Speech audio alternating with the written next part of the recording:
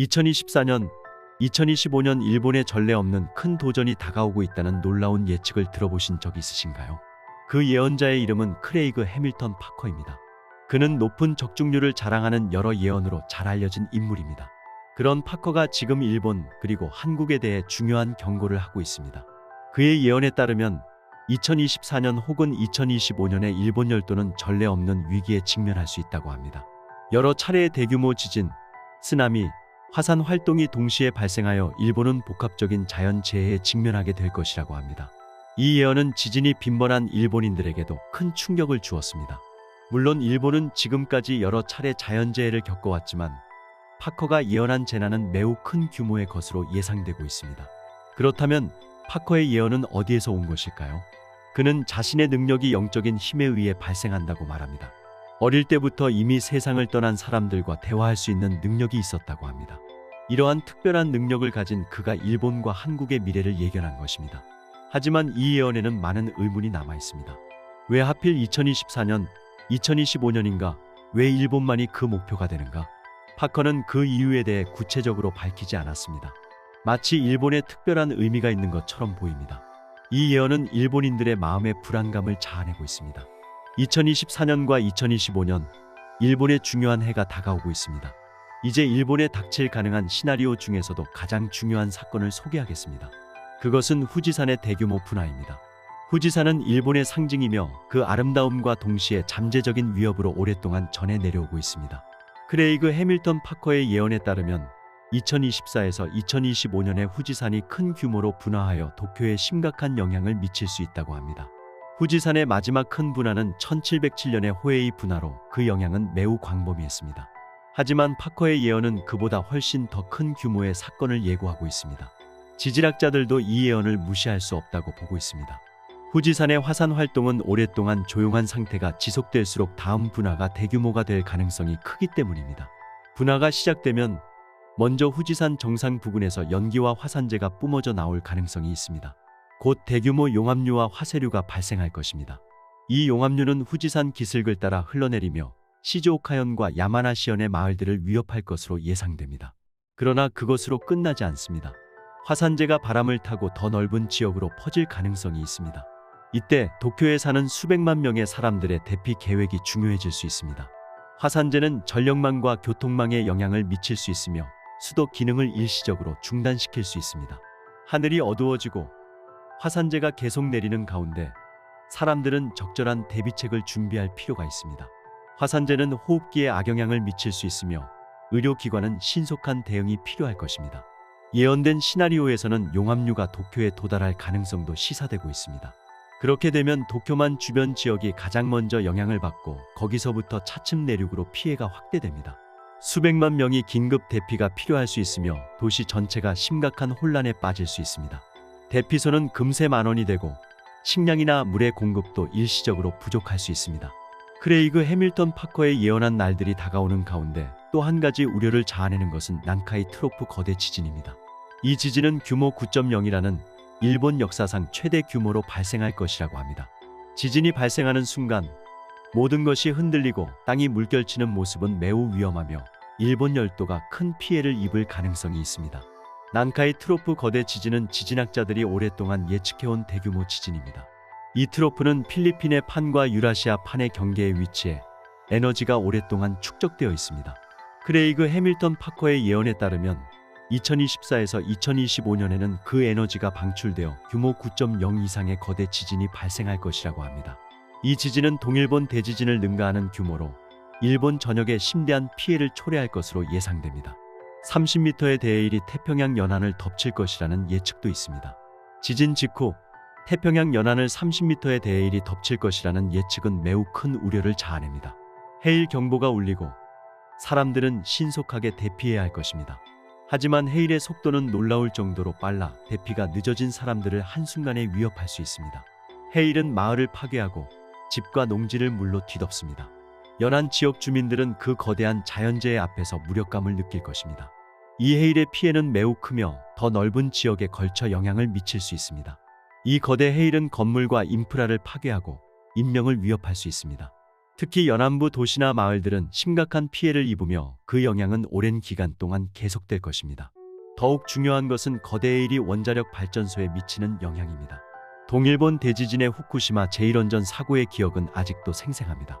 그때의 위험이 다시 일어날 가능성도 있습니다. 난카이 트로프 지진에 의해 발생한 거대 해일이 원전을 강타해 냉각 시스템이 정상적으로 작동하지 못할 수 있는 사태가 예상됩니다.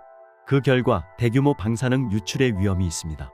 이 방사능은 인근 주민뿐만 아니라 일본 전체에 큰 건강 피해를 초래할 위험이 있습니다. 대피가 늦어진 주민들은 방사능에 노출되며 그 영향은 오랜 기간에 걸쳐 지속될 수 있습니다. 정부나 자치단체는 긴급 대응에 쫓기게 되지만 원전 사고를 수습하는 데는 시간이 걸리며 주변 환경과 사람들의 생활에 막대한 영향을 미칠 것입니다. 다가올 일본을 덮칠 가능한 재난에 대한 그의 예언은 멈추지 않습니다. 크레이그 해밀턴 파커의 예언에 따르면 난카이 트로프를 따라 북일본을 강타하는 거대 지진이 발생할 것이라고 경고하고 있습니다. 그 규모는 과거에 유례가 없는 규모라고 합니다. 이 지진은 북일본 전체를 흔들며 또한 거대한 해일이 일어나 광범위한 피해를 가져올 수 있습니다. 동북지방에서 홋카이도에 걸쳐 태평양 쪽에 위치하며 태평양 판과 북아메리카 판이 충돌하는 장소인 이 판의 경계는 과거에도 많은 대지진을 일으켜왔습니다. 2024년, 2025년에 예언된 지진은 이전의 지진을 뛰어넘는 규모로 예상치 못한 거대 지진으로 북일본을 덮칠 것입니다. 이 지진의 흔들림은 매우 강력하며 몇 분 동안 계속되면서 건물과 인프라를 파괴할 가능성이 큽니다. 진원이 깊기 때문에 지진파가 광범위하게 전달되어 홋카이도에서 동북 지방 전체에 걸쳐 심각한 피해가 발생할 것입니다. 지진에 수반되는 대규모 산사태와 토사 붕괴도 발생할 가능성이 있습니다. 지진 직후 산간 지역에서는 대규모 산사태와 토사 붕괴가 발생하여 마을과 도시를 위협할 가능성이 큽니다. 이러한 산사태는 한순간에 도로와 철도를 끊어버려 구조 활동을 어렵게 만들 것입니다. 특히 경사가 급한 지역이나 지반이 약한 곳에서는 그 피해가 막대할 것입니다. 토사에 매몰된 지역에서는 신속한 구조가 요구되지만 도로가 끊겨 있는 상황이기 때문에 헬리콥터 등의 공중 구조가 주를 이루게 될 것입니다. 가족이나 친구와 연락이 끊기고 실종자의 수는 많을 가능성이 큽니다. 또한 관동 지방의 온천지로 알려진 하코네가 예상치 못한 재난의 중심지가 될 수 있다는 예언도 있습니다. 크레이그 해밀턴 파커의 예언에 따르면 이 지역은 거대한 칼데라 분화로 인해 큰 변화를 겪으며 가나가와현 전체를 덮는 위험한 시나리오가 그려져 있습니다. 하코네는 온천과 아름다운 자연 경관으로 유명하여 많은 관광객이 찾는 인기 관광지입니다. 하지만 이 하코네 지하에는 거대한 칼데라가 숨어 있는 것입니다. 칼데라 분화는 한번 발생하면 엄청난 양의 화산재와 화쇄류를 분출하여 주변을 심각한 상태로 만듭니다. 하코네의 칼데라 분화는 그동안 경험한 적 없는 큰 규모로 발생할 수 있으며 그 파괴력은 측정할 수 없을 거라 예언합니다. 대량의 화산재와 화쇄류가 가나가와현을 덮을 것입니다. 분화의 순간 하코네의 정상에서 대량의 화산재가 하늘 높이 솟아오르며 바람을 타고 넓은 범위로 확산됩니다. 화산재는 햇빛을 차단하고 대낮에도 밤처럼 어둠이 깔립니다. 사람들은 호흡에 주의하며 마스크나 천으로 얼굴을 가리고 피난을 시도하지만 화쇄류의 속도는 매우 빠르게 다가옵니다. 화쇄류는 고온의 가스와 화산암석을 포함한 치명적인 혼합물로 초속 수백 미터의 속도로 경사를 따라 내려오며 모든 것을 위협할 것입니다. 그 위력은 나무와 건물을 한순간에 재로 만들어버리고 광범위한 피해를 초래합니다. 화쇄류는 하코네 주변 지역뿐만 아니라 가나가와현 전체로 퍼져 그 영향은 도쿄도와 지바현에도 미칠 것입니다. 가나가와현의 주요 도시인 요코하마, 가와사키, 가마쿠라 역시 하코네 칼데라 분화로 인한 피해를 피할 수 없습니다. 요코하마의 랜드마크 타워나 미나토미라이 지역은 화산재로 인해 큰 피해를 입고 빌딩들이 차례로 붕괴해갑니다. 가와사키의 공업지대는 화쇄류의 영향으로 심각한 피해를 입으며 타오르는 불길과 폭발음이 울려 퍼집니다. 가마쿠라의 역사적 건축물이나 사원은 피해를 입어 많은 문화재가 손상될 수 있습니다. 2024-2025년 일본 열도를 덮칠 가장 위험한 예언 중 하나가 계속됩니다. 이번에는 우주에서 오는 위협이 지구에 접근해 일본에 영향을 미칠 수 있다는 예언입니다. 그것은 지름 1km의 큰 운석이 간토 평야에 떨어진다는 무서운 예측입니다. 크레이그 해밀턴 파커는 이 운석의 충돌이 일본 열도를 위협하는 상황을 초래할 수 있다고 경고하고 있습니다. 이 운석은 우주의 심연에서 갑자기 나타나 지구로 고속으로 접근하고 있다고 합니다.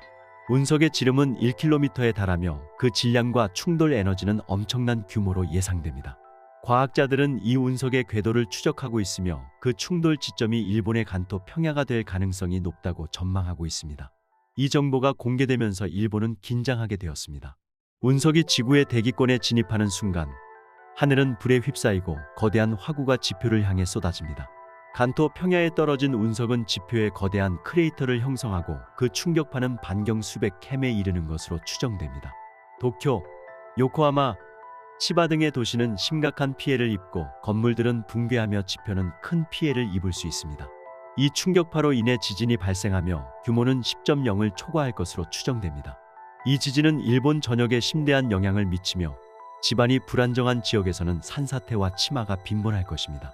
도시 인프라는 완전히 마비되며 통신과 교통망이 단절됩니다. 더욱이 운석의 낙하로 인해 발생한 가스가 대기 중에 퍼지며 태양빛을 차단하고 기온이 급격히 하강하는 현상도 일어날 가능성이 있습니다. 운석 충돌에 의한 지진뿐만 아니라 그 에너지는 해저에도 영향을 미쳐 대규모 해일을 일으킵니다. 해일은 태평양 연안을 덮치며 연안부의 도시와 마을을 위협할 수 있습니다. 쓰나미의 높이는 수십 미터에 달하며 집이나 선박을 파괴하면서 내륙 깊숙이까지 진입합니다. 이 해일은 일본 열도의 지형을 크게 바꾸며 일부 지역에서는 육지가 완전히 물에 잠기게 될 것입니다. 이러한 복합적인 재난으로 인해 일본 열도는 문자 그대로 위기에 처할 가능성이 큽니다. 간토 평야의 거대한 크레이터를 중심으로 지진과 쓰나미가 반복해서 덮치며 지형이 변하고 교통과 물류가 끊기며 고립된 지역이 생겨납니다. 재해 지역에서는 구조 활동이 극도로 어려워지며 생존자들은 식량과 물을 확보하기 위해 다양한 노력을 해야 할 것입니다. 이처럼 일본은 2024년, 2025년에 엄청난 사건에 휘말리게 된다고 그는 경고하고 있습니다. 지진, 거대 해일, 화산 분화 그리고 운석 충돌이 잇따라 발생하며 나라 전체가 혼란에 빠질 수 있습니다. 지금까지 나왔던 2024, 2025년에 일어날 수 있는 예언을 다시 한번 정리해 보겠습니다. 먼저 규모 9.0 이상의 난카이 트로프 거대 지진입니다.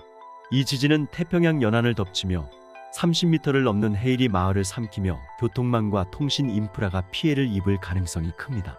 재해 지역에서는 많은 생명이 위협을 받을 수 있으며 생존자들은 구조를 긴급히 기다리게 될 것입니다. 그리고 지진으로 인한 지각 변동이 원인이 되어 후지산이 천년에 한 번 있는 대분화를 일으키게 됩니다. 용암과 화쇄류가 도쿄를 덮치며 수도 기능이 일시적으로 마비될 수 있습니다. 더불어 하코네 칼데라도 연쇄적으로 분화하며 가나가와현 일대가 화산재와 화쇄류에 덮이게 됩니다. 주요 도시인 요코하마, 가와사키, 가마쿠라 등은 심각한 피해를 입어 많은 사람들이 피난해야 할 수 있습니다. 인프라는 심각한 피해를 입으며 구조 활동도 극도로 어려워질 것입니다. 이러한 자연재해가 겹치는 가운데 거대한 지름 1km의 운석이 간토 평야에 떨어지는 일도 일어날 수 있습니다. 간토 지방 전체에 걸쳐 거대한 크레이터가 나타나고 그 충격파가 일본 열도를 덮치며 다시 한번 쓰나미가 발생해 재해 지역은 더욱 큰 혼란과 공포에 휩싸이게 됩니다. 지형은 극적으로 변화하며 많은 지역이 고립될 것입니다. 이 복합적인 재해의 연쇄로 인해 인프라는 심각한 피해를 입을 수 있습니다. 도로는 끊기고 철도망은 붕괴하며 공항이나 항구도 사용할 수 없게 되어 구조 물자의 운송이 극도로 어려워질 것입니다. 전력망과 통신망도 대부분 파괴되어 정보 전달이 심각하게 지연될 것입니다. 재해 지역에서는 식량과 물의 확보가 매우 중요해질 것이며 사람들은 살아남기 위해 필사적으로 노력하게 될 것입니다. 이런 복합적인 재해에 직면한 일본 정부는 신속히 대응하려 시도할 것입니다. 그러나 재해의 규모가 너무나도 크고 나라 전체의 인프라가 심각하게 피해를 입어 구조 활동은 극도로 어려워집니다. 정부는 긴급 사태를 선포하고 자위대와 경찰, 소방 등 모든 힘을 동원해 구조 활동을 전개하지만 재해 지역이 광범위하기 때문에 효과적인 대응이 어려울 수 있습니다. 국제사회도 일본의 구조를 위해 지원을 제안합니다. 미국, 유럽, 중국, 한국 등 여러 나라가 구조대와 물자를 파견하며 국제적인 구조 활동이 전개될 것입니다. 하지만 공항과 항구를 사용할 수 없기 때문에 지원 물자의 도착이 지연되어 구조 활동이 어려워지는 상황이 계속될 수 있습니다. 영국의 예언자 크레이그 해밀턴 파커는 이를 예언했는데 파커의 예언의 정확성을 뒷받침하듯 또 다른 예언자도 같은 예언을 내놓고 있습니다. 점성가 조니 파틀이라는 사람입니다. 그들의 예언에는 놀라울 정도로 많은 공통점이 있습니다. 특히 주목할 만한 것은 2024년 7월부터 2025년 말까지의 기간에 대규모 사건이 발생할 것이라는 예언입니다. 먼저 트럼프와 관련된 예언부터 살펴보겠습니다. 파커는 트럼프가 대통령이 되기 전부터 그의 당선을 예언했습니다. 놀라운 것은 조니 파트리시도 같은 예언을 했다는 점입니다.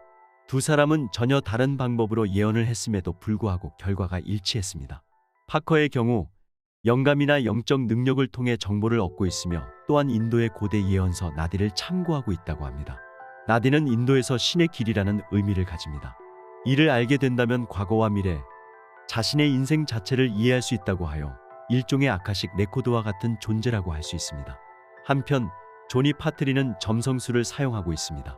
그녀는 2015년에서 2016년경 토성과 목성이 사자자리의 레굴루스 성과 일직선이 되는 것을 보고 왕이 탄생할 것이라고 예언했다고 합니다. 그 왕이 바로 트럼프를 지칭했던 것입니다. 트럼프의 미래에 대해 더욱 흥미로운 예언이 있습니다. 나디의 예언에 따르면 트럼프는 대통령직을 마친 후 종교적으로 중요한 인물이 될 것이라고 합니다. 세계에 충격을 줄 만한 형태로 종교에 몰두할 것이라는 예언은 많은 사람들의 주목을 받고 있습니다. 나디에 따르면 트럼프는 전생에 바라문 승려였다고 합니다. 바라문 승려는 학문과 제사를 주관하며 인도 사회에서 지도적 위치에 있는 승려를 지칭합니다. 미국 대통령의 전생이 인도의 지도적 위치에 있는 승려였다는 전생이 많은 사람들을 놀라게 할 것이라고 합니다. 하지만 이것은 어디까지나 나디의 예언일 뿐이며 미래는 항상 변할 가능성이 있다는 것을 잊지 말아야 합니다. 다음 대통령 선거에 대해 파커와 조니 파트리는 트럼프가 승리할 것이라고 예측하고 있습니다. 조니 파트리시의 점성술에 따르면 일찍이 해리스가 후보가 될 가능성이 높다고 예측한 바 있는데요. 그의 별자리가 트럼프와 맞먹을 정도로 강하다고 하지만 선거일의 별자리를 보면 트럼프가 약간 우세하다고 합니다. 이러한 예언들은 우리 미래에 중요한 영향을 미칠 가능성이 있는 사건들을 제시하고 있습니다. 다음으로 파커와 조니 파트리가 예언한 일본과 한국에 대한 예언들을 살펴보겠습니다. 파커에 따르면 앞서 언급한 것처럼 일본에서 큰 자연재해가 발생할 가능성이 있다고 합니다. 그의 예측에 따르면 태평양판에 크고 중요한 이동이 관측되고 있다고 합니다. 이는 일본뿐만 아니라 캘리포니아에도 영향을 미칠 가능성이 있다고 합니다. 파커는 일본이 침몰할 가능성은 적지만 매우 큰 지진이나 거대 해일의 가능성이 있다고 예언하고 있습니다. 더불어 파커의 나디 독해에 따르면 거대한 가스 구름의 출현도 예언되어 있다고 합니다. 이러한 사건들이 발생할 구체적인 시기는 명확하지 않지만 2024년부터 2025년 말까지의 기간에 일어날 가능성이 높다고 합니다. 조니 파트리의 점성술에서도 화성과 천왕성이 황소자리에서 만나는 것이 큰 지진이나 폭발적인 사건을 일으킬 가능성이 있다고 합니다. 하지만 파커는 이것을 단순한 재해로만 보지 않고 세계의 중요한 변화의 시작으로 생각하고 있다고 합니다. 오래된 질서가 무너지고 새로운 시대가 시작될 징조로 보고 있는 것입니다. 다른 나라들에 대해서도 흥미로운 예언이 이루어지고 있습니다. 중국에 대해서는 큰 변화가 일어날 것이라고 예측되고 있으며 시진핑 시대가 끝나고 중국이 여러 작은 나라로 분열할 가능성이 있다고 합니다. 이는 2026년 이후에 점진적으로 진행될 것으로 보입니다. 또한 대만 문제도 중요한 전환점을 맞이할 것이라고 합니다. 이러한 변화는 무력에 의해서가 아니라 내부적인 변화로 인해 일어날 것으로 예측되고 있습니다. 우리 대한민국에 관한 내용도 눈길을 끕니다. 그는 한국의 통일을 예언한 바 있습니다. 그는 이미 대중들은 모르게 무엇인가가 진행 중이라고 예언했고 이는 어떠한 방식으로든 한국이 남북 통일을 맞이할 것이라고 예언했습니다. 이것이 우리에게 긍정적일지 부정적일지 의미심장합니다. 세계 경제에 대해서도 큰 변화의 시기를 맞이할 것으로 예측하고 있습니다. 현재의 금융 시스템이 붕괴하고 새로운 형태의 경제 시스템이 탄생할 가능성이 있다고 합니다.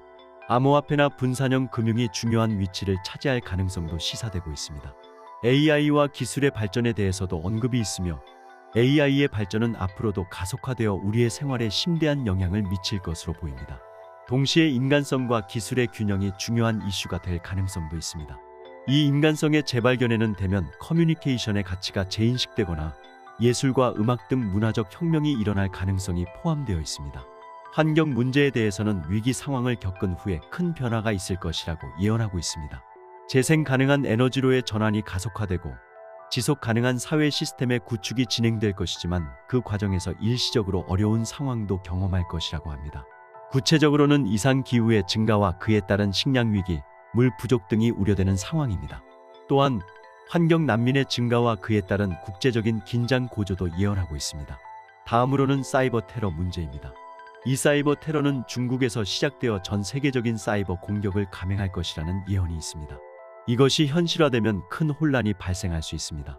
또한 암호화폐가 급락할 것이라는 예언도 있습니다. 암호화폐는 현재 상승세에 있기 때문에 폭락하게 되면 큰 소동이 일어날 수 있습니다. 다음은 세계에 막대한 영향력을 지닌 미국에 대한 예언입니다. 파커의 예언에 따르면 미국도 앞으로 여러 어려움에 직면할 것이라고 합니다. 앞서 언급된 대지진이 미국에서 발생할 경우 먼저 발전소가 직접적인 타격을 받을 가능성이 매우 높다고 합니다. 특히 캘리포니아 주 등 지진대에 위치한 주에서는 발전 설비가 큰 피해를 입기 쉬울 것입니다. 그렇게 되면 광범위한 정전이나 전력 부족이 발생하며 미국 전역에 큰 영향을 미칠 것으로 예상됩니다. 하지만 미국만의 피해로 끝나지 않을 가능성도 있습니다. 대지진으로 인한 해일 역시 큰 위협입니다. 예를 들어 1700년에 발생한 캐스케이드 지진은 규모 9.0으로 기록되었으며 발생 후 14시간 만에 아시아의 일본까지도 4.5m의 해일이 도달했다고 합니다. 이런 일이 현대에도 발생한다면 미국 연안뿐만 아니라 태평양을 가로지르는 다른 아시아 국가들에도 큰 영향을 미치게 될 것입니다. 경제에 미치는 영향도 상당할 것으로 예상됩니다. 특히 미국은 곡물, 석유, 천연가스 등의 주요 수출국이기 때문에 그 공급이 지연되면 세계 경제가 큰 혼란에 빠질 것은 자명합니다. 에너지 자원을 대량으로 수입하는 우리 한국 같은 나라는 그 영향을 직접적으로 받을 가능성이 큽니다. 식량이나 에너지 공급 부족은 우리의 일상생활에도 큰 영향을 미칠 수 있습니다. 파커의 예언은 매우 심각한 내용들이 많습니다. 미국이 자연재해에 대한 대응에 집중할 수밖에 없게 되면 그 국제적, 군사적 영향력이나 외교 활동이 일시적으로 축소될 가능성이 있습니다. 이것이 장기화되면 세계의 세력 균형이 변동하며 특히 우리처럼 정세가 불안정한 지역에서의 분쟁 위험이 높아질 가능성이 있습니다. 미국과 경쟁 관계에 있는 중국이나 러시아 같은 나라들은 미국의 일시적인 약화를 전략적 기회로 여길 가능성이 큽니다. 세계 최강이라 불리는 미국의 영향력 저하는 국제적 질서를 유지하는 데 있어 큰 문제를 일으킬 수 있으며 미해결된 국제 문제나 지역 분쟁을 악화시킬 수 있습니다. 오늘은 크레이그 해밀턴 파커의 예언에 대해 살펴보았는데요. 하지만 앞서 말했듯이 예언은 절대적인 것이 아닙니다. 우리에게는 자유의지가 있으며 미래는 항상 변할 수 있는 것입니다. 이 예언들을 참고하면서도 자신만의 판단을 유지하는 것이 중요합니다. 이러한 예언들이 실제로 일어날지 여부는 시간이 지나면서 알게 되겠지만 우리가 미리 준비하고 경각심을 갖는 것이 중요할 것입니다. 많은 예언가들이 2025년에 무언가가 일어날 것이라고 이야기하고 있습니다. 오늘은 2025년 7월 5일에 발생할 것으로 예상되는 예언들을 살펴보겠습니다. 이것은 예언가나 영능력자들만 얘기하는 것이 아닙니다. 놀랍게도 정부나 연구기관 등도 2025년에 대해 언급하고 있다고 하는데요. 도대체 2025년에 무슨 일이 일어날 것인가, 그 미스터리를 오늘 함께 탐구해 보겠습니다. 여러분들은 호피족을 알고 계십니까? 호피족은 미국 인디언의 부족 중 하나입니다. 호피는 그들의 언어로 평화의 민족이라는 의미를 가지고 있다고 합니다. 호피족은 주로 애리조나주 북부에 거주하며 그들의 보호구역은 나바오족의 보호구역에 둘러싸여 있습니다. 이 호피족에게는 대대로 전해 내려오는 신화가 있다는데요. 신화에 따르면 창조주인 태양이 이 세계를 만들었다고 합니다. 그리고 세계는 이미 3번 멸망했으며 현재 우리가 살고 있는 세계는 4번째 세계라고 합니다. 첫 번째 세계는 붉은, 노란, 하얀, 검은 피부를 가진 사람들이 있는 아름다운 세계였다고 합니다. 사람들은 동물들과도 공존하며 평화로운 생활을 하고 있었으나 인구가 늘어나면서 사람들은 신을 잊고 물질 중심이 되어갔다고 합니다. 자신의 이익과 폭력에 지배된 사람들을 본 신은 일부 사람을 제외하고 첫 번째 세계를 불로 멸망시켰다고 합니다. 이는 화산의 대폭발을 나타내는 것일지도 모르겠습니다. 공룡의 멸종도 이 시기에 해당될 수도 있다고 생각됩니다. 두 번째 세계에서는 살아남은 일부 사람들이 열심히 일하는 것을 배우고 수공예품이나 건축을 통해 집과 마을을 만들어 생활했다고 합니다. 하지만 물자가 풍부해지면서 사람들은 다시 신을 찬미하는 것을 잊고 물질에 집착하는 세계가 되어버렸다고 합니다. 이를 본 신은 다시 실망하고 일부 사람을 제외하고 극을 이동시켜 빙하로 세계를 멸망시켰다고 합니다. 세 번째 세계에서는 사람들은 급속한 발전을 이루어 대도시와 국가를 건설했습니다. 과학기술도 발전하여 초고속으로 비행할 수 있는 비행물체를 발명할 정도였다고 합니다. 그러나 문명이 발달할수록 사람들은 다시 신을 잊게 되었습니다. 그리고 신은 일부 사람을 제외하고 세계를 홍수로 멸망시켰다고 합니다. 이것은 노아의 방주 전설에 해당한다고도 합니다. 네 번째 세계에서는 호피족이 현대의 애리조나 땅에 도달하여 구세주로부터 9개의 예언을 받았다고 합니다. 이 예언의 모든 사건이 일어날 때 세계는 다시 멸망한다고 합니다. 9개의 예언 중 8개는 이미 발생했다고 합니다. 이 중 첫 번째는 소리가 나는 회전하는 바퀴가 온다는 것이었는데, 이는 유럽인이 가져온 마차와 이후 보급된 자동차를 가리킬 가능성이 있습니다. 두 번째는 버팔로와 비슷한 뿔이 난 짐승이 땅을 차지한다는 것이었는데, 이는 가축화된 소를 가리킬 가능성이 있습니다. 세 번째는 백인이 땅을 빼앗고 번개 막대를 가지고 온다는 것으로, 이는 유럽인이 총을 가지고 아메리카 대륙에 진출한 것을 상징할 가능성이 있습니다. 네 번째는 대지가 철의 뱀으로 덮인다는 것이었는데, 철도의 건설을 예언했을 가능성이 있습니다. 다섯 번째는 거대한 거미줄이 쳐진다는 것으로 전선이나 인터넷의 보급을 예언했을 가능성이 있습니다. 여섯 번째는 돌의 강이 대지를 가로지른다는 것이었는데, 포장된 도로나 고속도로를 예언했을 가능성이 있습니다. 일곱 번째는 긴 머리를 가진 젊은이들이 인디언 땅에 와서 삶의 방식을 배우려 한다는 것으로, 이는 1960년대에서 1970년대의 히피 운동을 예언했을 가능성이 있습니다. 여덟 번째는 바다가 검게 변색되고 많은 생물이 멸종한다는 것으로 해양 오염이나 석유 유출을 상징할 가능성이 있습니다. 이 8개의 예언은 이미 적중했다고 볼 수 있습니다. 그리고 9번째 예언이 남아 있습니다. 하늘에 있는 무거운 것이 큰 소리와 함께 떨어진다. 그것은 푸른 별처럼 보일 것이다. 이것이 일어나면 곧 호피족의 의식이 끝날 것이다. 이 예언은 우주정거장의 낙하를 시사하고 있을지도 모르지만 아직 일어나지 않았다고 여겨집니다. 푸른 별이 무엇을 가리키고 있는지는 정확히 모르지만 이것이 일어날 때 네 번째 세계가 멸망한다고 하고 있습니다. 거대한 유성이 우리 별에 충돌할 것이다. 그러고 나서 우리 별은 역방향으로 회전하기 시작할 것이다. 아마도 이것은 운석의 충돌로 인해 인류가 멸망할 것이라는 것을 나타내고 있을 것입니다. 그러나 호피족의 장로는 유엔 총회에서 이 위기를 피할 수 있는 방법에 대해서도 연설했습니다. 세계는 균형을 잃고 위기에 직면해 있다. 우리가 이 변화의 시기를 극복하기 위해서는 지구와 모든 생명을 존중하며 어머니 지구 위를 부드럽게 걸어야 한다. 즉, 우리가 지구 환경을 개선함으로써 미래는 바뀔 수 있을지도 모른다는 내용입니다. 이런 호피족의 예언은 크레이그 해밀턴 파커의 2025년 일본의 운석이 떨어진다는 예언과 정확히 일치하여 사람들을 놀라게 했습니다. 그리고 2025년의 위기에 대해 호피족뿐만 아니라 다른 사람들도 주장하고 있습니다. 세계 최고의 예언가들이 그 위기의 중심에 일본을 언급하는 가운데 일본의 수많은 영성가들과 영능력자들이 다 같이 입을 모으고 있다고 합니다. 그중 한 명이 바로 일본의 베스트셀러 기적의 사과의 저자 기무라 아키노리입니다. 그러나 기무라가 유명해진 것은 UFO에 납치된 경험담 때문입니다. 기무라는 자신이 UFO에 여러 번 납치당하는 동안 미래의 사건에 대해서도 가르침을 받았다고 합니다. 여기에서 연결되는 것이 바로 2025년의 이야기입니다. 기무라는 납치당했을 때 외계인으로부터 2025년에 엄청난 일이 일어날 것이라고 들었다는 것입니다. 기무라의 이야기에서는 녹색 별이 지구에 접근하여 그 영향으로 지구에서는 다양한 재해가 빈발한다고 합니다. 이는 호피족의 예언과도 일치하는 내용입니다. 호피족은 푸른 별, 기무라는 녹색 별. 색은 다르지만 두 경우 모두 별의 접근이 재해를 일으킬 것이라고 합니다. 과연 2025년에 무슨 일이 일어나는 것일까요? 어쩌면 미래를 알고 있는 외계인이 우리 인류에게 경고를 보내고 있는 것일지도 모릅니다. 운석이 지구에 충돌할 것이라는 설을 주장하는 일본의 인물이 또 한 명 있습니다. 그것은 이론 물리학자 야스에 쿠니오입니다. 야스에는 확률 변분학의 기초가 되는 야스의 정식을 발견한 사람으로도 알려져 있습니다. 그런 야스에가 나사로부터 충격적인 정보를 입수했다고 주장합니다. 그 정보란 2025년 7월 5일 운석 충돌이라는 것이었습니다. 나사는 절대 공표하지 않을 정보로 필리핀 해에 운석이 충돌할 가능성이 있다고 계산에 도출하고 있다고 합니다.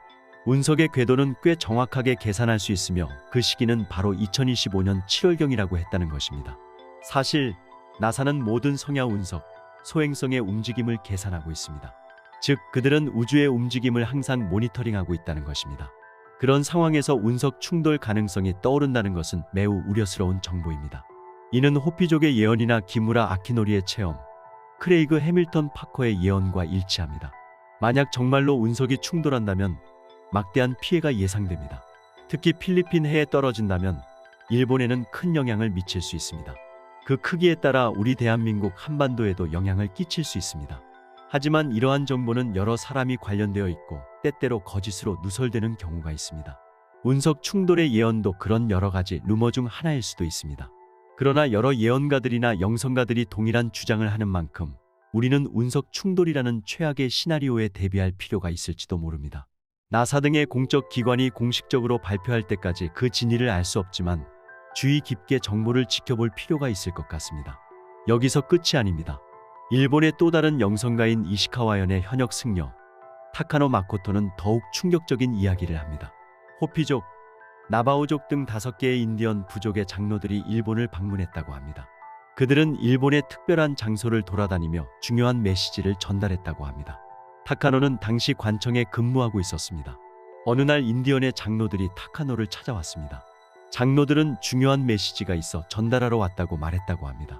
그 메시지는 2025년 푸른 별이 접근한다는 것이었습니다. 이는 호피족의 예언과 일치하는데요. 호피족은 블루카치나, 즉 푸른 별이 하늘에 나타날 때 대전쟁이 일어나고 네 번째 세계가 끝날 것이라고 말합니다. 그리고 새로운 시대의 막이 열린다고 했습니다. 이 푸른 별이 나타나기 직전에 2번의 큰 진동이 온다고도 했습니다. 많은 사람들은 이것을 제1차 세계대전과 제2차 세계대전이라고 추측하고 있습니다. 인디언의 장로들은 왜 일본을 방문하여 그 소식을 전했을까요? 일본은 푸른 별이 접근할 때 어떤 일을 겪게 될까요? 미국 인디언 부족 나바오족의 장로의 인터뷰에서 장로는 이렇게 말했습니다. 우리는 다음 500년을 준비하고 있습니다. 당신들이 있을지는 모르지만요. 그리고 장로 레오는 2025년은 인류에게 큰 전환점이 될 것이라고 경고하고 있습니다. 장로는 현대 사회를 사는 사람들에 대해 이렇게 의견을 나타냈습니다. 기술 사회에 사는 사람들은 우리의 대지가 그들에게 무엇을 전하고 있는지 깊이 들여다볼 수 없습니다. 집을 소유하고 학교에 다니며 어떻게든 생계를 유지하는 것이 충분한 것처럼 보입니다. 하지만 그것은 사물의 표면을 살고 있을 뿐입니다. 서양 문화는 세상을 물건으로 보아왔습니다. 그것이 자본주의의 작동 방식이기 때문입니다. 라며 의미심장한 발언을 했습니다. 그리고 인터뷰를 진행한 인터뷰어에게 이런 경고를 했다고 합니다. 나는 해안에서 멀리 떨어지라는 말을 들었습니다. 우리 대한민국 한반도도 삼면이 바다이기 때문에 이 경고를 주의 깊게 들어야 할지도 모르겠습니다. 그리고 여러분, 루돌프 슈타이너라는 철학자이자 예언가를 알고 계시지요? 그는 아카식 레코드에 접근할 수 있었다고 전해지는 인물입니다. 아카식 레코드란 우주의 기억이라고도 불리며 과거부터 미래까지의 모든 정보가 기록되어 있다고 합니다. 슈타이너는 그 아카식 레코드에 접근하는 능력으로 수많은 예언을 적중시켰다고 합니다. 예를 들어 소련의 탄생과 붕괴, 전염병의 유행, 독일의 독재 집권 등을 예언했다고 합니다. 그런 슈타이너가 2025년에 대해 충격적인 예언을 남긴 것을 알고 계신가요? 그는 2025년에 일본이 사라지고 인구가 3분의 1로 줄어들 것이라고 예언하고 있습니다. 이는 앞서 이야기한 타츠키 스즈카의 예언과도 겹치는 내용입니다. 두 사람의 예언은 2025년에 일본에 큰 재난이 일어난다고 공통적으로 예언하고 있습니다.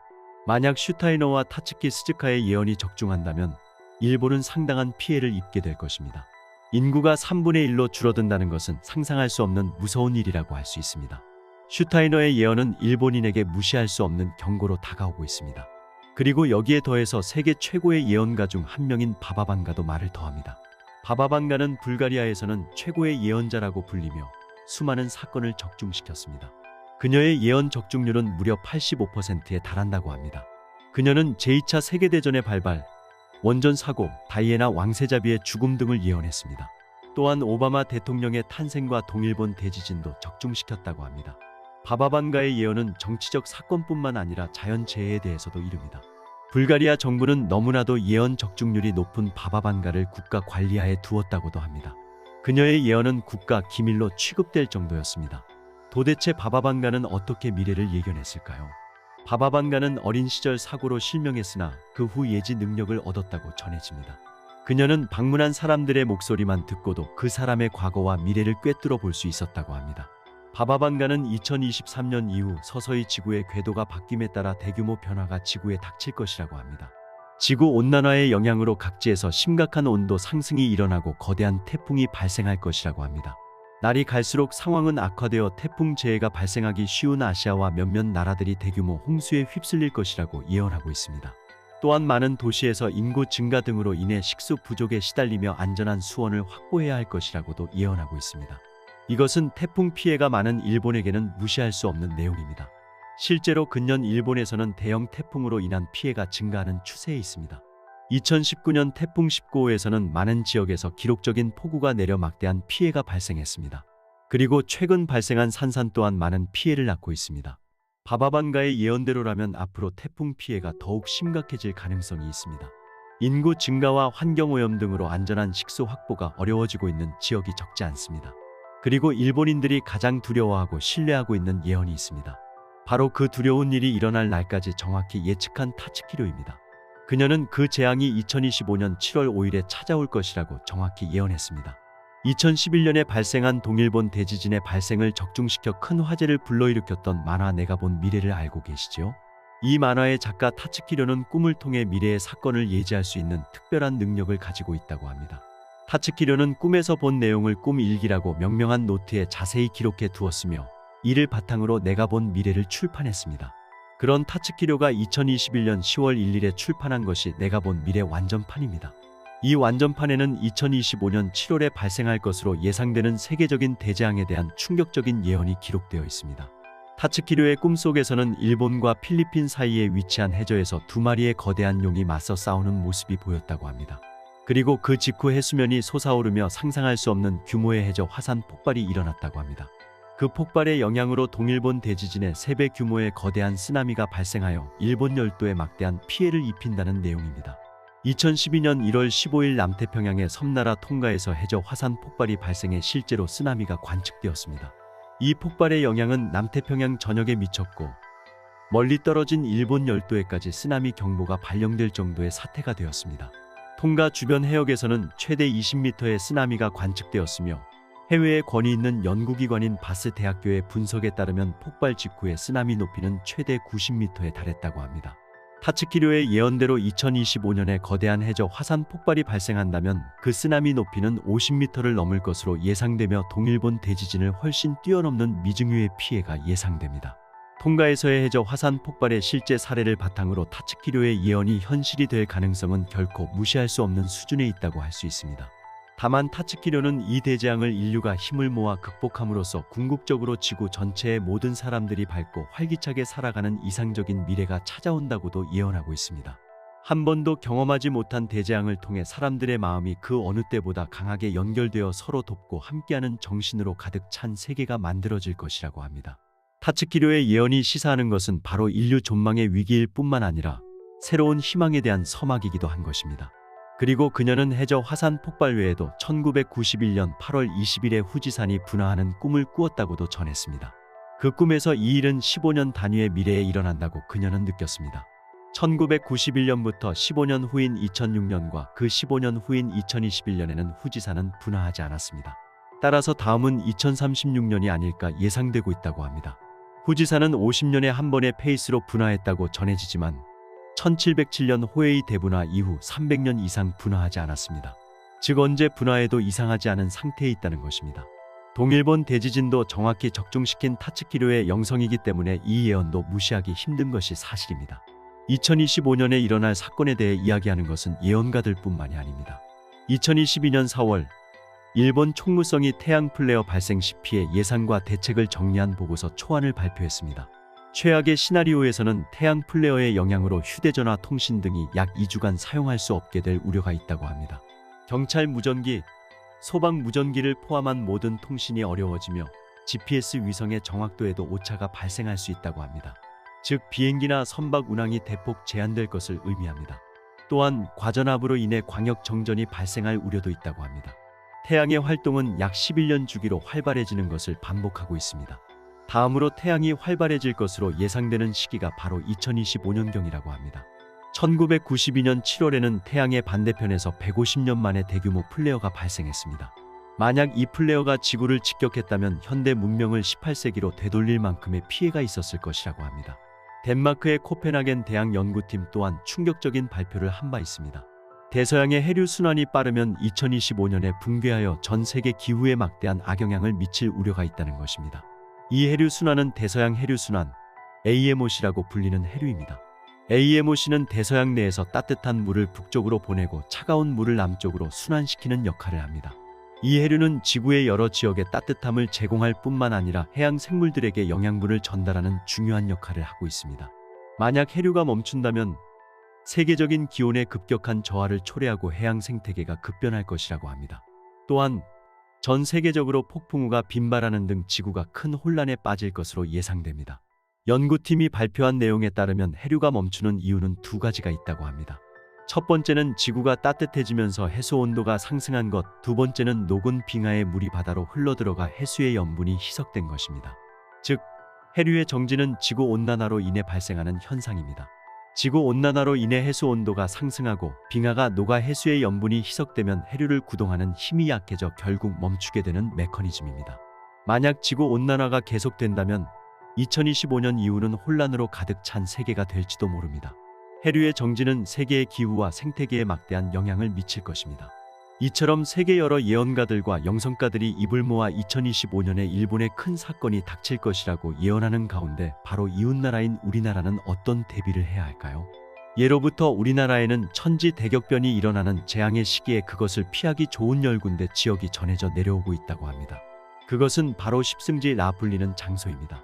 정감록이나 격암유록에 따르면 가까운 미래에 엄청난 천재지변이 일어나 인간은 질병과 굶주림, 추위와 더위, 공포에 시달리게 되고 대다수 사람들은 이러한 이유로 끝을 맞이함으로써 인류는 위기에 처하게 될 것이라고 예언하고 있습니다. 정감록과 격암유록은 때가 되면 전 세계가 큰 변화를 맞이할 것이라는 예언서입니다. 특히 하늘에서 내려오는 구세주, 미륵불 같은 인물이 등장하여 세상을 구원할 것이라는 진사년 예언도 포함되어 있습니다. 이러한 예언들은 구원자에 대한 믿음과 함께 세상의 구원에 대한 기대를 품게 만듭니다. 그러나 모두가 가만히 그것을 기다리고 있을 수는 없기에 위험한 시기에 각자 십승지에 들어가 이러한 재앙으로부터 목숨을 보존하고 안락한 생활을 누리며 자손을 끊기지 말고 후세에까지 보존하라고 전하고 있습니다. 십승지의 정확한 위치는 책에 따라 조금씩 다릅니다. 십승지를 언급한 책은 정감록, 남서고 비결, 남격암 산수 십승목일지지, 감결, 징비록, 운기구책, 유산록 등 60여 종이 있습니다. 이 예언서들은 파자 등으로 기록하여 이해하기 어렵고 표현 또한 직설법이 아닌 우회적으로 하여 해석하는데 어려움이 많았습니다. 또한 책을 쓴 저자와 시기가 불분명한데 당시에는 이러한 책들이 나라와 사회 질서를 어지럽히는 것이라 하여 소지하거나 배포하는 것을 금한 금서였기 때문입니다. 또 인쇄술이 발달하지 못한 시기에 일일이 손으로 베껴 쓴 필사본이 많기 때문에 쓰는 사람에 따라 실수든 의도적이든 내용을 누락 삭제하거나 첨가하여 보충하였기 때문에 똑같은 책이라도 내용이 다른 것입니다. 그러나 십승지에는 공통적인 특성이 있습니다. 십승지를 삼재불입지지라 하여 흉년, 전염병 전쟁이 들어올 수 없는 곳이라고 합니다. 십승지가 위치하고 있는 지역은 태백산, 소백산, 덕유산, 가야산, 지리산 등 명산에 자리 잡고 있으며 산이 높고 험하여 외부와의 교류가 차단되어 있는 곳입니다. 십승지는 외부 세계와 연결하는 통로가 대개 한 곳밖에 없는데 물이 빠져나가는 곳으로 험한 계곡과 협곡으로 되어 있습니다. 또 산이 사방을 병풍처럼 둘러싸고 있는 가운데 공간에 수량이 풍부한 평야가 있어서 식량의 자급자족이 가능하여 1년 농사지어 3년을 먹고 산다는 말이 있을 정도입니다. 대개 십승지는 정치, 경제, 사회, 군사적으로는 가치가 별로 없는 곳으로 발전이 없으며 전쟁이 일어나도 적들의 접근이 전혀 없는 곳이라 합니다. 결론적으로 십승지는 발전보다는 미래에 다가올 재앙을 피할 수 있는 최적의 장소로 피난과 자선 보존의 땅인 것입니다. 따라서 한때 난리를 피하기는 좋은 곳일지는 모르지만 여러 대를 살면서 번창하기에는 적합하지 못한 곳일 수 있습니다. 이러한 십승지가 있다고 알려진 곳은 바로 다음 10곳입니다. 1. 영월 정동 상류, 강원도 영월군 상동읍 연하리 일대. 2. 봉화 춘향 일대, 경북 봉화군 춘향면 석현리 일대. 3. 보은 송리 난증항 일대, 충북 보은군 내송리면과 경북 상주군 화북면 화남리 일대. 4. 공주 유구 마곡 두강 사이, 충남 공주시 유구읍 사곡면 일대. 5. 풍기 차암 금계촌, 경북 영주시 풍기읍 금계리 일대. 6. 예천 금당동 북쪽, 경북 예천군 용국면 일대. 7. 합천 가야산 남쪽 만수동 일대, 경북 합천군 가야면 일대. 8. 무주 무풍 북쪽 덕유산 아래 방음, 전북 무주군 무풍면 일대. 9. 부안 변산 동쪽 호암 아래, 전북 부안군 변산면 일대. 10. 남원 운봉 두류산 아래 동점촌, 전북 남원시 운봉읍 일대. 2025년 7월 여러 예언가들의 말대로 인류는 이 전례 없는 위기에 직면하게 될까요? 고지고대로 믿기보다는 각자 나름의 준비를 하여 만일의 사태에 대비하면 보다 밝은 미래를 만날 수 있을 것입니다. 타카하시 마이코는 대한민국과 세계의 미래를 놀라울 정도로 정확히 예언하면서 많은 사람들의 주목을 받고 있습니다. 그녀는 최근 대한민국 지도자의 운명을 정확히 예언하여 또다시 화제가 됐습니다. 그녀의 예언은 명상을 통해 영적 존재와 직접 교감하거나 때때로 꿈속에서 강렬한 이미지와 목소리를 듣는 과정을 통해 영감을 얻는다고 밝혔습니다. 그녀는 이 과정을 영적 투시라고 부르며 시간과 공간의 제약을 뛰어넘는 정보를 받아들이는 것이라고 설명합니다. 이렇게 수집된 예언들은 매우 상세하고 독창적인 방식으로 전해져 사람들의 호기심을 자극합니다. 2025년 대한민국에서 일어날 사건. 타카하시 마이코는 2025년 대한민국에서 전대미문의 대격변이 벌어질 것이라고 예언했습니다. 이 사건은 대한민국을 넘어 전 세계적으로 커다란 영향을 미칠 것이라고도 강조했습니다. 마이코는 이렇게 예언했습니다. 대한민국은 불과 쇠가 격돌하는 땅이 될 것입니다. 하지만 이 불길 속에서 새로운 빛이 탄생할 것이며 그 빛이 결국 세계 평화를 향해 이어질 것입니다. 특히 마이코는 이 사건이 대한민국 지도자가 아닌 서양의 한 영향력 있는 인물에게서 비롯된다고 주장합니다. 그녀는 그 인물을 서양의 빛이라 칭하며 그는 서양에서 대한민국으로 올 것이고 그의 발걸음이 새로운 시대를 여는 열쇠가 될 것입니다. 라고 전했습니다. 이 지도자는 대한민국과 서양을 잇는 가교 역할을 수행하고 오랜 분단으로 인한 대한민국의 갈등을 해소하는 데 결정적인 역할을 맡을 것이라고 덧붙였습니다. 마이코는 위 예언 외에도 다양한 예언을 남겼습니다. 1. 대한민국과 CIA의 비밀 협력. 타카하시 마이코는 2026년에 대한민국과 CIA 간의 비밀 협력을 통해 동북아시아의 안보 문제가 해결될 것이라는 예언을 내놓았습니다. 그녀는 명상을 하는 중 검은 장막이라는 단어가 선명하게 들려왔고 그 뒤 깊은 명상 상태에서 구체적인 광경을 보았다고 설명했습니다. 그녀가 묘사한 장면은 어둠이 짙게 깔린 방 안에서 두 개의 그림자가 서로 손을 맞잡고 있는 모습이었습니다. 한쪽 벽에는 태극기가, 반대편 벽에는 성조기가 걸려 있었고 두 인물은 물속에서 울리는 듯한 희미한 목소리로 무언가 속삭이고 있었습니다. 마이코는 이를 검은 장막 뒤에서 진행되는 비밀스러운 협력이라고 해석했습니다. 두 그림자 중 한 사람은 서양인이었고 다른 한 사람은 아시아인이었습니다. 그들은 손을 굳게 잡고 있었지만 두 사람 사이에는 미묘한 갈등의 불꽃도 보였습니다. 이 비전이 의미하는 바는 CIA와 대한민국이 동북아시아에서 발생할 수 있는 위험 요소를 막기 위해 긴밀하게 협력하게 될 것이라는 암시라고 그녀는 주장합니다. 그녀는 검은 장막은 비밀을 상징하기도 하지만 한편으로는 서로 간의 불신을 드러내는 장치이기도 합니다. 그렇지만 그 뒤에서 협력할 때 진정한 평화가 찾아올 것입니다. 라고 말했습니다. 또한 이 협력은 북쪽 대한민국과 관련된 위기를 방지하는 중요한 계기가 될 것이라고 덧붙였습니다. 북쪽에서 붉은 깃발이 휘날리지만 그 깃발이 내려오는 순간 두 그림자의 공조가 빛을 발할 것입니다. 라는 그녀의 말은 향후 대한민국 주변 정세에 큰 변화가 일어날 것을 시사합니다. 마이코에 따르면 이 비밀 협력 이후 동북아시아의 긴장이 한층 완화되고 대한민국은 국제 무대에서 더욱 중요한 역할을 하게 될 것이라고 합니다. 태극기가 거센 바람 속에서도 흔들리지 않는 모습을 보았습니다.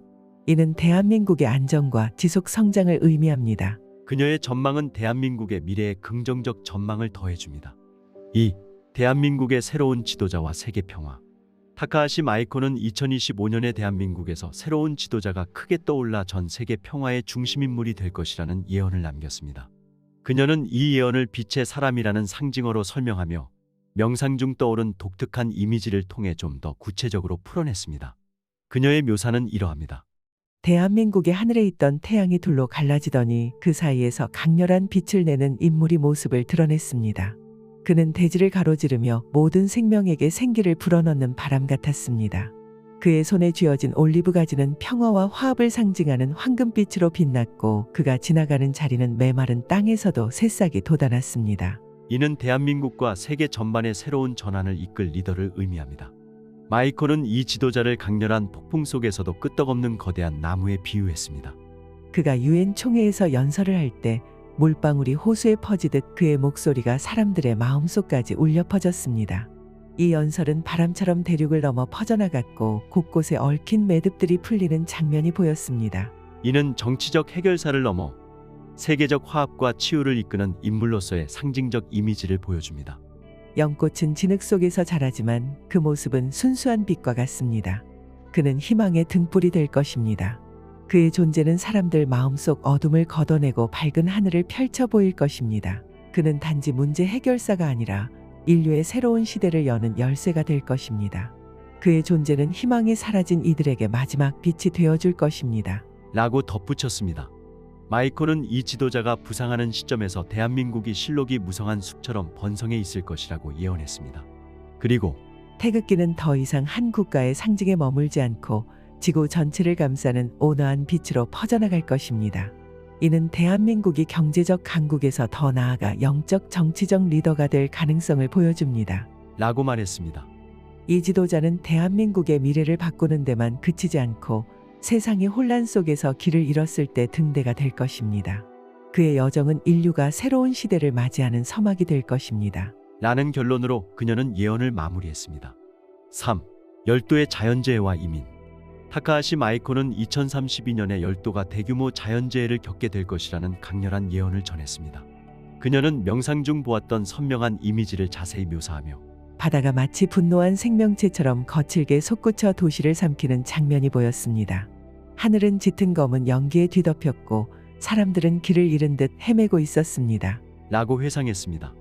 이 비전은 열도 전역에 닥칠 대규모 지진과 쓰나미의 가능성을 시사하며 물속에서 떠오르는 수많은 등불이 생존자를 향한 희망처럼 보였습니다. 라고 그녀는 덧붙였습니다. 마이코는 강력한 지진이 열도의 중심부를 덮칠 것이라고 경고했습니다. 그리고 땅이 갈라지고 화산이 폭발하는 모습을 보았습니다. 이는 단순한 자연재해가 아니라 열도 사회와 경제 전반에 심대한 충격을 줄 것입니다. 라고 해석했습니다. 그녀가 본 비전 속 거대한 파도는 해안 도시들을 집어삼켰고 건물과 도로가 물에 잠겼습니다. 마이코는 이 파도는 단순한 물이 아니라 열도 사회의 새로운 전환점을 상징하는 세례와도 같았습니다. 라고 말하며 물이 갖는 상징성을 강조했습니다. 마이코는 이 재앙으로 인해 열도인이 대거 대한민국 등 주변 국가로 이주할 것이라고 주장했습니다. 수많은 배가 바다를 건너는 모습이 보였습니다. 가족과 물품 그리고 전통을 담은 물건들이 가득 실려 있었는데 이는 단순한 생존을 넘어 새로운 미래를 향한 이동처럼 보였습니다. 라고 설명했습니다. 3. 대한민국 통일의 시작. 타카하시 마이코는 2035년에 대한민국의 통일이 본격적으로 실현되기 시작할 것이라는 과감한 예언을 내놓았습니다. 마이코는 이렇게 말했습니다. 두 마리의 거대한 용이 하늘에서 서로 몸을 뒤엉키며 춤추는 모습을 보았습니다. 처음에는 격렬한 움직임이었지만 점차 합을 이루어 하나의 빛나는 존재로 합쳐졌습니다. 이는 오랜 대립 끝에 남과 북이 통합되는 과정을 상징합니다. 북쪽에서 흘러내린 강물이 남쪽의 바다와 만나는 광경을 보았습니다. 처음엔 색이 달랐지만 결국 하나의 바다로 녹아들면서 모든 차이를 잇는 듯했습니다. 이는 남북의 역사와 문화가 서로를 이해하고 포용함으로써 하나가 된다는 의미입니다. 밤하늘에 무수히 많은 별 중 하나가 유독 밝아지면서 다른 모든 별들을 연결하는 빛의 고리가 되었습니다. 이는 통일된 대한민국이 동아시아와 세계를 연결하는 중심지가 된다는 예표입니다. 마이코는 대한민국 통일을 오랫동안 잃어버렸던 민족의 혼을 되찾는 과정으로 해석했습니다. 통일은 외부 압력에 의해 강제되는 것이 아니라 한민족 내부의 결속과 의지에서 시작됩니다. 이는 국가 체제가 하나가 되는 것 이상의 영적인 진화를 수반하는 사건입니다. 라고 강조합니다. 또한 그녀는 남과 북이 상처를 치유하고 서로를 받아들이는 과정에서 새로운 문명이 탄생할 것입니다. 이것이야말로 과거의 아픔을 씻어내고 미래를 여는 열쇠가 됩니다. 라고 덧붙였습니다. 마이코는 통일된 대한민국이 곧 세계 평화의 아이콘이 될 것이라 주장합니다. 대한민국은 하나의 국가를 넘어 전 세계에 영감을 주는 새로운 모델이 될 것입니다. 그들의 통일 경험은 다른 분쟁 지역에 희망의 불씨를 심어줄 것입니다. 이런 그녀의 주장은 미래에 대한 낙관을 안겨줍니다. 그리고 두 마리 용이 하나로 합쳐지는 바로 그 순간 대한민국은 새로운 시대의 주역으로 우뚝 서게 될 것입니다. 이는 과거와 단절된 단순한 통합이 아니라 새로운 세계의 문을 여는 시작이 될 것입니다. 라는 메시지로 예언을 맺습니다. 4.